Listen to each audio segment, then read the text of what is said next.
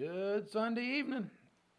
Here we are, October 15th already. We're in the 4th chapter of Samuel in our Old Testament studies. 1 Samuel, chapter 4. Continuing to study about young Samuel and Eli, who sort of his adopted dad because his mom took him and gave him to the Lord to train him in the temple. Eli seems to be in charge of everything in the temple, but remember he's got these two sons that are they're crooked. They've run a religious racket, and they're just they're in everything for themselves, not for God. There's people like that today. But chapter 4 is really a sad chapter. I mean, it's a great disaster all the way around. So let's read. The word of Samuel came to all Israel. Now Israel went out against the Philistines to battle. So here's the Jews and the Philistines battling back then too. And they pitched beside of Ebenezer. And we'll hold that thought on Ebenezer, how it gets its name later on, place where God's helped them. But Samuel, writing far in the future about these events in the past, called the place Ebenezer. And nearby, the Philistines pitched in a place called Aphek, verse 2. And the Philistines, they put themselves in array against Israel. They're getting in battle formation. And when they joined battle, Israel was smitten. They were defeated. They were whooped before the Philistines. Israel was smitten before the Philistines. And they slew of the army in the field about 4,000 Israelis died. And when the people were coming to the camp, the elders of Israel said, "Wherefore hath the Lord smitten us today? Why did God let this happen to us before these Philistines?" And they talked around about it, I guess. And somebody says, in the old days when we'd go into battle, we'd always make sure we had the Ark of the Covenant with us, the symbol of the presence of God. So somebody said, let's fetch the Ark of the Covenant of the Lord out of Shiloh, where it was, where the tabernacle was. That when it, now I highlighted this in my Bible, they said, because when it comes among us, it will deliver us. Now, there's problems already. This is superstition, right? Like that ark is good luck. It's supposed to be, no, the ark is to remind us that God's with us. We don't want to go into battle without God. But they said, when it comes, it'll save us out of the hand of our enemies. It's sort of the equivalent of, remember the vampire movies? And the cross had power over the vampires. Well, I don't know about that. But the cross itself, there's no power in the cross. That's a supernatural superstition thing. It's what it stands for is the power of the cross. Or, I've heard this in Appalachia before, people have prescribed to somebody having bad dreams, if you put a Bible under your pillow, it'll take care of it. Well, the power of the Bible ain't in an object either. That's this same superstitious thinking that Israel was doing back then. If we just have that object with us, everything will be okay. No, the power of the Bible is when you read it by faith and let it get into your life. But that's where they're at. It's just an object of superstition, that it may save us out of the hand of our enemies. Verse 4, so the people sent to Shiloh, that they might bring forth thence the ark of the covenant of the Lord of hosts.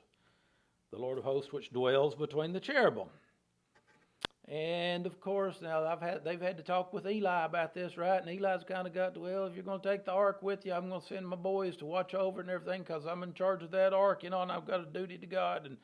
And Eli had a problem with his kids, but I think Eli really did care about the things of God. So Eli sends his boys with him, the two sons of Eli, Hophni and Phinehas, the crooked boys. They were there with the Ark of the Covenant of God. And when the Ark of the Covenant of the Lord came into the camp, they've come back from Shiloh, now they're bringing the Ark of all Israel shouted with a great shout. So the earth rang again. They shouted so loud, the earth trembled, and the echoes came back. And over in the other camp, nearby, the Philistines heard the shouting. Verse 6. They heard the noise of the shout, and they said, what's that mean? What meaneth the noise of this great shout in the camp of the Hebrews? And they being the Philistines, they understood that the ark of the Lord was coming to the camp. They talked about it, and somebody said they brought that ark of the covenant back with them. And the Philistines were afraid. And this is one of the cases in the Bible when God's people kind of get backslidden, that the world has a better understanding of things of God than the God's people do sometimes. So the Philistines were afraid, for they said, God's coming to the camp. They recognized that, even though they didn't really have an understanding or a relationship with God better than God's people did. God's people was shouting because the box come into the camp, not God himself. So they said, God's coming to the camp. And they said, woe unto us. W-O-E is a word that the prophets used all through the Old Testament that meant when somebody gets woe pronounced, that means judgment's coming upon them. And the Philistines, they said, woe unto us, for there's not been such a thing heretofore. Woe unto us! Who shall deliver us out of the hand of these mighty gods, plural? Now, see, they didn't understand Israel's God, but they had heard some things. They said, these are the gods that smote the Egyptians.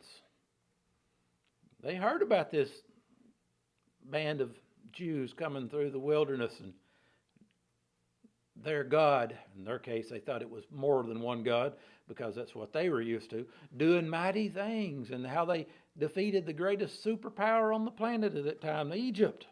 These are the gods that smote the Egyptians and all the plagues in the wilderness. See, they'd heard about that stuff we read about in the Bible before they even got there, and they knew these people, knew about them.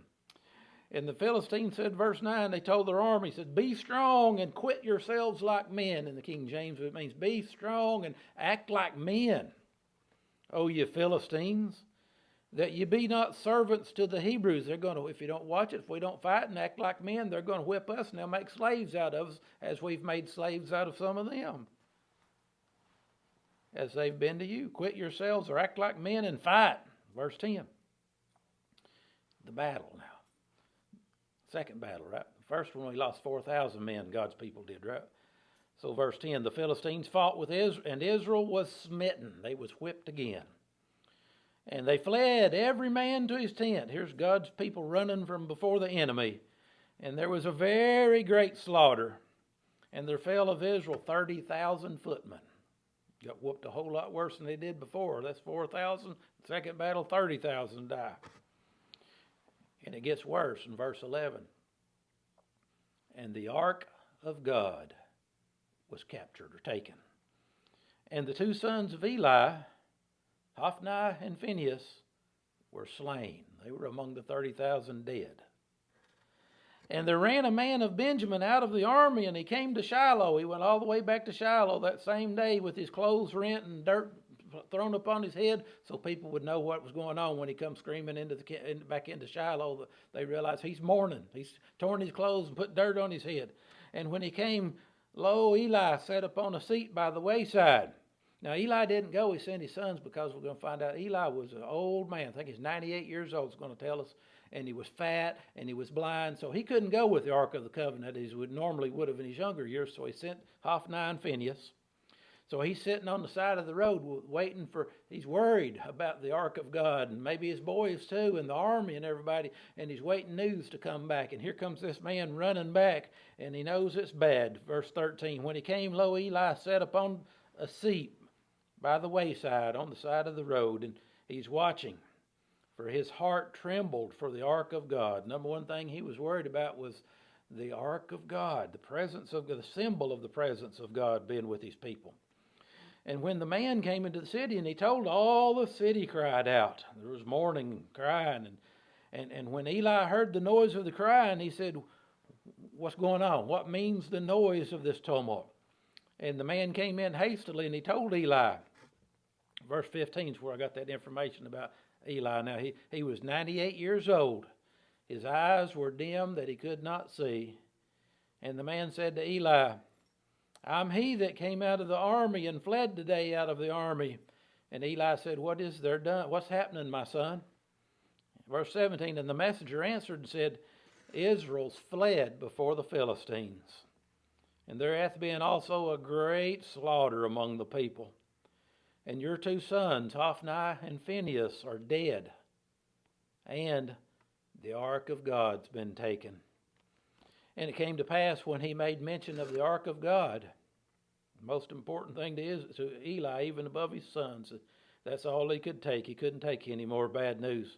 When he heard that, O Eli, he fell from his seat backwards by the seat of the gate, and his neck brake, and he died. For he was an old man and heavy. He's an old, fat, blind man. And he had judged Israel for 40 years, since he was 58.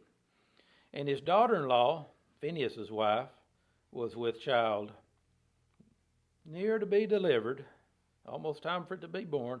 And when she heard the tidings of the Ark of God was taken, and that her father-in-law and her husband were dead, she bowed herself and travailed, and her pains come upon her. She started giving birth. And about the time of her death, right before she died in childbirth, the women that stood by her said unto her, Fear not, you've borne a son. But she answered not, nor did she regard it. And before she died, though, she named her son. She said she's going to call him Icabod, which means the glory has departed from Israel, because the Ark of God was taken, and because her father-in-law and her husband. And she said, the glory is departed from Israel, for the Ark of God is taken. Now, let me close with this. Remember, as we study the Old Testament, literal things were going on to teach you and I spiritual truths of the New Testament age, Christians. As the New Testament says, this is our schoolmaster. The Old Testament is our schoolmaster. We're in lots of battles today, but it's not blood and guts, flesh and blood kind of battles. It's spiritual battles that we're in. And in this case, God's people were in such poor condition that God allowed this judgment to come upon them, and they were getting defeated. Now, God's got a purpose in this. It's not just punishment, but it's punishment that will bring them ultimately back to God. You know, that's the way it's always worked, that people forget about God, and God has to allow judgment or punishment to come into their lives, and then that gets their attention focused on God again so God can bless them again. After he blesses people so much in history, it's like, okay, they forget about God, and the wheel just keeps rolling. And I'm telling you that we're living in a time in America that there are a lot of churches out here in our own towns that were once glorious denominations doing great things for God. But today, they've got devils in the pulpit. They're preaching that good is evil. They're preaching that evil is good. They're disregarding the Bible and even making fun of the Bible and say, we're not going to observe that anymore. And I tell you what, if you could see into the spiritual realm, there's probably already been an angel from heaven sent to tack up a sign on them church doors that says, Icabod, the glory is departed. People still practicing religion, but they don't have the presence of God anymore. And it's just a rote, dead ritual. And the Bible says if you're in one of them churches, folks, you better get out of it, because that's what the New Testament says. What communion has Christ with the devil, what communion has light with darkness, come out from among them, have nothing to do with that unclean thing.